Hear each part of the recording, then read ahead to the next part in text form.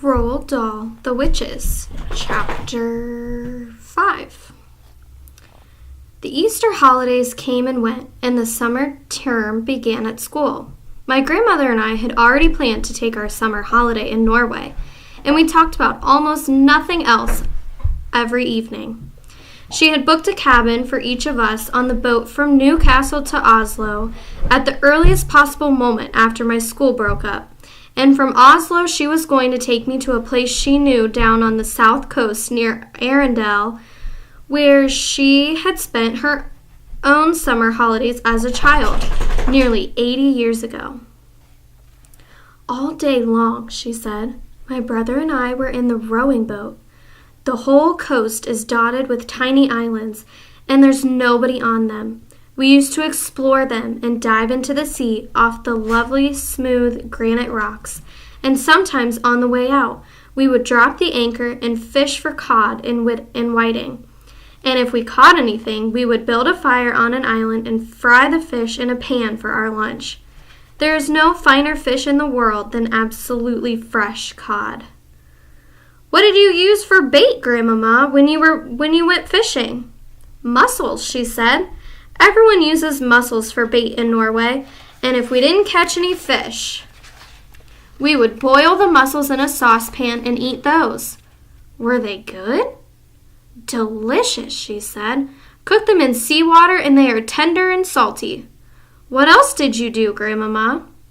We used to row out and wave to the shrimp boats on their way home, and they would stop and give us a handful of shrimps each.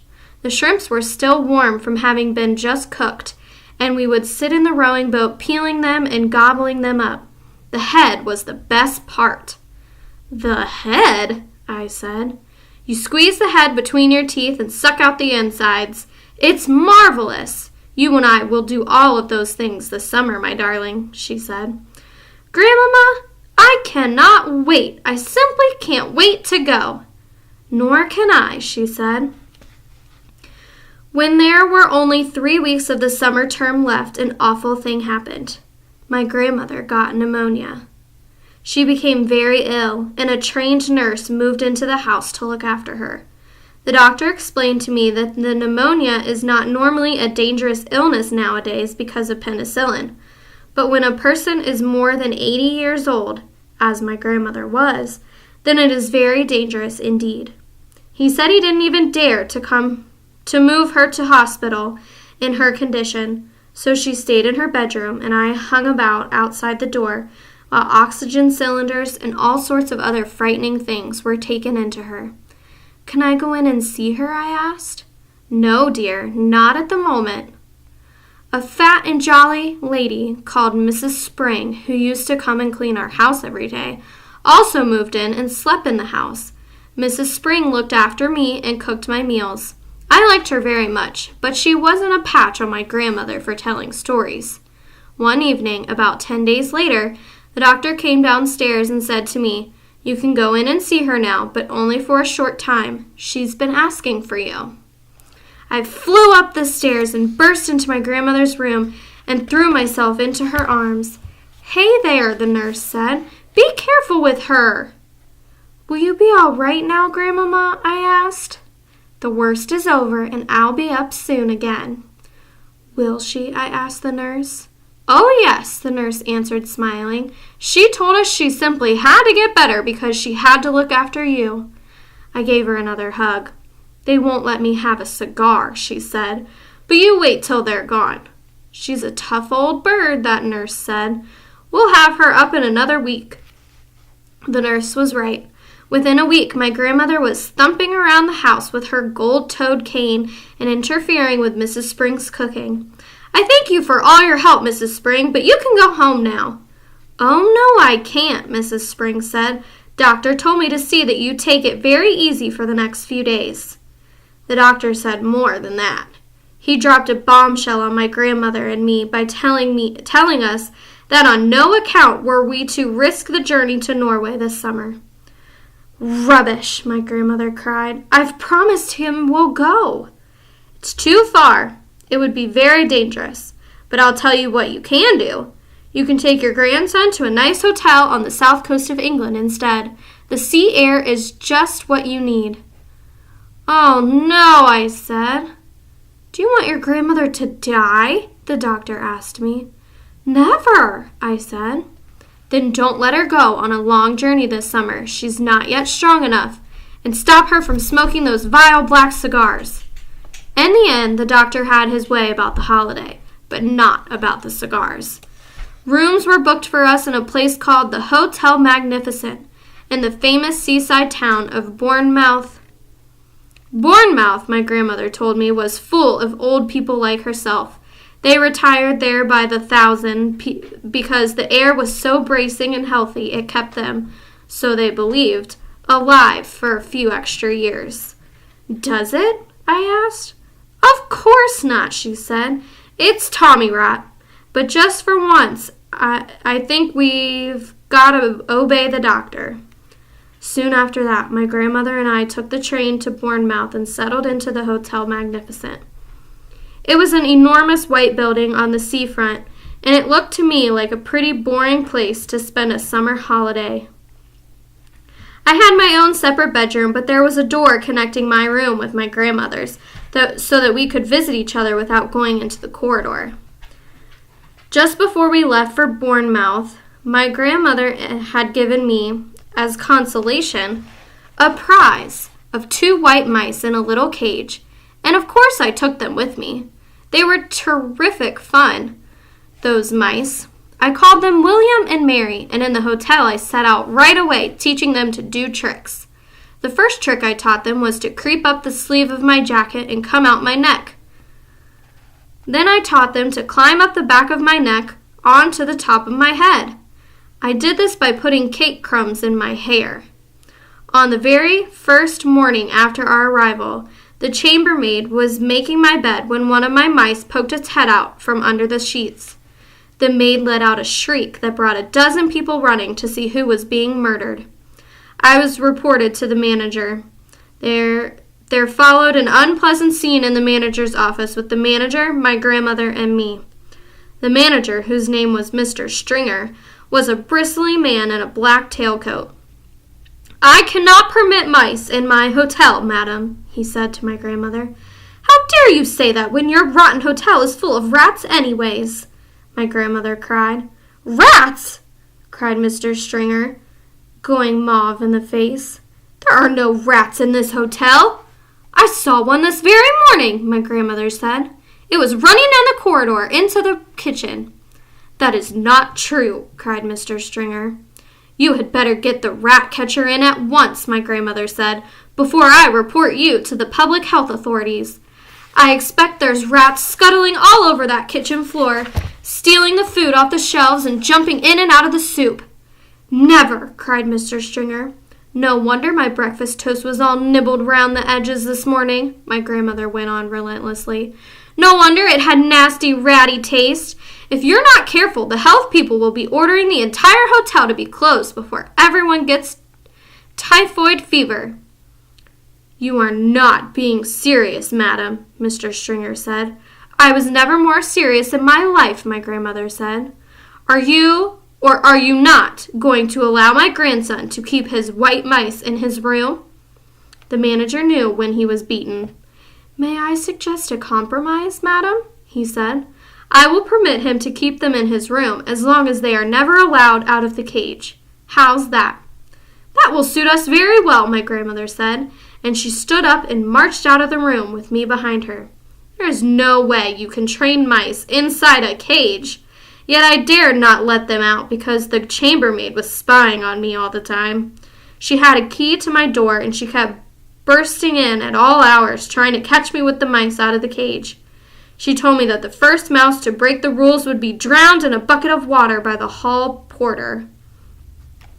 I decided to seek a safer place where I could carry on with the training. There must surely be an empty room in this enormous hotel. I put one mouse into each trouser pocket and wandered downstairs in search of a secret spot. The ground floor of the hotel was a maze of public rooms, all of them named in golden letters on the doors. I wandered through the lounge, and the smoking room, and the card room, and the reading room, and the drawing room. None of them were empty. I went down a long, wide corridor, and at the end of it I came to the ballroom. There were double doors leading into it, and in front of the doors there was a large notice board on a stand. The notice on the board said, RSPCC meeting, strictly private. This room is reserved for the annual meeting of the Royal Society for the Prevention of Cruelty to Children. The double doors into the room were open. I peeped in. It was a colossal room. There were rows and rows of chairs, all facing a platform. The chairs were painted gold, and they had little red cushions on the seats. But there was not a soul in sight. I sidled cautiously into the room. What a lovely, secret, silent place it was. The meeting of the Royal Society for the Prevention of Cruelty to Children must have taken place earlier in the day, and now they had all gone home. Even if they hadn't, even if they did suddenly come pouring in, they would be wonderful, kind people who would look with favor upon a young mouse trainer going about his business. At the back of the room, there was a large folding screen with Chinese dragons painted on it. I decided just to be on the safe side, to go behind the screen and do my training there. I wasn't a bit frightened of the prevention of cruelty to children people, but there was always a chance that Mr. Stringer, the manager, might pop his head round the door. If he did, and if he saw the mice, the poor things would be in the hall porter's bucket of water before I could shout stop. I tiptoed to the back of the room and settled myself on the thick green carpet behind the big screen. What a splendid place this was! Ideal for mouse training. I took William and Mary out of my trouser pockets. They sat beside me on the carpet, quiet and well behaved. The trick I was going to teach them today was tightrope walking. It is not all that difficult to train an intelligent mouse to be an expert tightrope walker, provided you know exactly how to go about it. First, you must have a piece of string. I had that. Then you must have some good cake, a fine currant cake, and the favorite food of white mice. They are dotty about it. I had brought with me a rock cake which I had pocketed while having tea with Grandmama the day before. Now, here's what you do. You stretch the string tight between your two fingers, but you start by keeping it very short, only about 3 inches. You put the mouse in your right hand and a little piece of cake in your left. The mouse is therefore only 3 inches away from the cake. He can see it and he can smell it. His whiskers twitch with excitement. He can almost reach the cake by leaning forward, but not quite. He only has to take 2 steps along the string to reach this tasty morsel. He ventures forward, one paw on the string, then the other. If the mouse has a good sense of balance, and most of them have, he will get across easily. I started with William. He walked the string without a moment's hesitation. I let him have a quick nibble of the cake just to whet his appetite. Then I put him back on my right hand. This time I lengthened the string. I made it about 6 inches long. William knew what to do now. With superb balance, he walked step by step along the string until he reached the cake. He was rewarded with another nibble. Quite soon, William was walking a 24-inch tightrope, or rather tight string, from one hand to the other to reach the cake. It was wonderful to watch him. He was enjoying himself tremendously. I was careful to hold the string near the carpet so that if he did lose his balance, he wouldn't have far to fall. But he never fell. William was obviously a natural acrobat, a great tightrope walking mouse. Now it was Mary's turn. I put William on the carpet beside me and rewarded him with some extra crumbs and a currant. Then I started going through the same routine all over again with Mary. My blinding ambition, you see, my dream of dreams, was to become one day the owner of a white mouse circus. I would have a small stage with red curtains in front of it, and when the curtains were drawn apart, the audience would see my world-famous performing mice walking on tightropes, swinging from trapeze, turning somersaults in the air, bouncing on trampolines, and all the rest of it. I would have white mice riding on white rats, and the white rats would gallop furiously around and around the stage. I was beginning to picture myself traveling first class all over the globe with my famous White Mouse Circus and performing before all the crowned heads of Europe. I was about halfway through Mary's training when suddenly I heard voices outside the ballroom door. The sound grew louder. I swelled into a great babble of speech from many throats. I recognized the voice of the awful hotel manager, Mr. Stringer. Help, I thought. But thank heavens for the huge screen. I crouched behind it and peered through the crack between two of the folding sections. I could see the entire length and width of the ballroom without anyone seeing me. Well, ladies, I am sure you will be quite comfortable in here, Mr. Stringer's voice was saying. Then in through the double doors he marched, black tailcoat and all, spreading his arms wide as he ushered in a great flock of ladies. If there is anything we can do for you, do not hesitate to let me know, he went on. Tea will be served for all of you on the Sunshine Terrace after you have concluded your meeting. With that, he bowed and scraped himself out of the room as a vast herd of ladies from the Royal Society for the Prevention of Cruelty to Children came streaming in. They wore pretty clothes, and all of them had hats on their heads.